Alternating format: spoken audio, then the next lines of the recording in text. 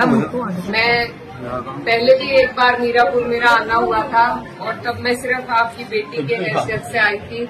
आज आप सबकी दुआओं के बदौलत एक पार्लियामेंटेरियन की हैसियत से भी आपके बीच में आई हूँ। लेकिन पहले मैं आपकी बेटी हूँ और बहन हूँ और आप लोगों से हमारा जो ताल्लुक है वो वोट का तो है नहीं क्योंकि एरिया अलग हो गया, लेकिन दिली लगाव है, दिली ताल्लुक है क्योंकि आपका क्षेत्र वो खुशनसीब क्षेत्र है जिसे मेरे वालिद साहब ने अपने अंतिम वक्त में उन्होंने यहाँ की पैरवी करी, यहाँ की सरपरस्ती करी और आपको ऐसा उनका वक्त मिला बेशकीमती कि जब वो अपनी राजनीतिक जीवन में परिपक्व हो गए थे तब उन्हें आपकी खिदमत करने का मौका मिला।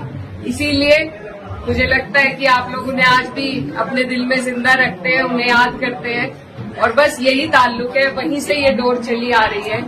और मेरी बस आप सबसे यही गुजारिश है कि इस प्यार को आपने जितनी दुआओं से मुझे नवाजा है इसको इसी तरीके से बरकरार कर रखे, क्योंकि वोट तो आप नहीं डाल सकते लेकिन आपकी जो दुआएं हैं उसी का असर रहा कि इतना मुश्किल चुनाव हम जीत पाए।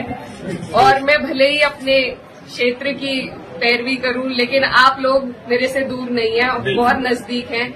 जहां भी जिस भी लायक में हूं आप लोगों का कोई ऐसा काम, कोई ऐसी अड़चन जिससे मैं दूर कर सकूं तो वो मेरे पास जरूर आइएगा आप। और इंशाल्लाह जैसे मेरे वालिद साहब आप सबके लिए खड़े रहते थे मैं भी उसी तरीके से खड़ी रहूंगी।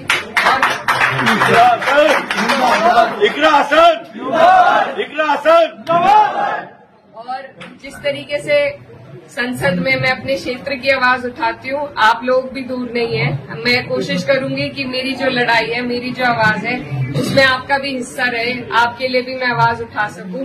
और ये घर हमारा पुराना घर रहा है, नजीर भाई है, इनसे पुराना ताल्लुक है, तो ये ताल्लुक ये इसी तरीके से बनकर बरकरार रहेगा।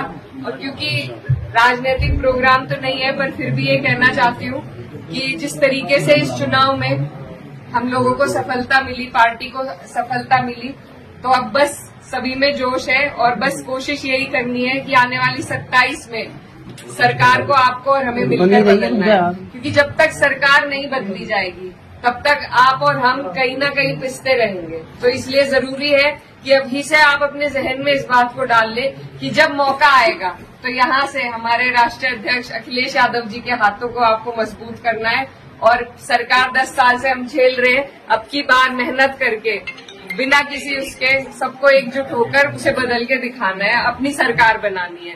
तो 27 के लिए आप लोग अभी से मेहनत में जुट जाइए। और उससे पहले ही आपके यहाँ उपचुनाव भी है, तो जिस तरीके से हमारी पार्टी की सीटें आई हैं उसी तरीके से अब जो जिन सीटों पर उपचुनाव होगा मेरी आप लोगों से गुजारिश है कि आप अपनी तरफ से एक उदाहरण पेश करें कि सारी सीटें समाजवादी जीते। तो मैं तब भी आऊंगी जब चुनाव होगा, उस दौरान भी आना होगा, लेकिन अभी से मैं आपको पहले ही रिजर्व करके जा रही हूँ कि आप लोग सब आने वाले उपचुनाव में समाजवादी गठबंधन का साथ दे, प्रत्याशी कोई भी हो। अपने नेता के हाथों को हमें मजबूत करना है, तभी हमें आपको मजबूती मिलेगी। तो बस आप सबसे दुआओं की दरख्वास्त है।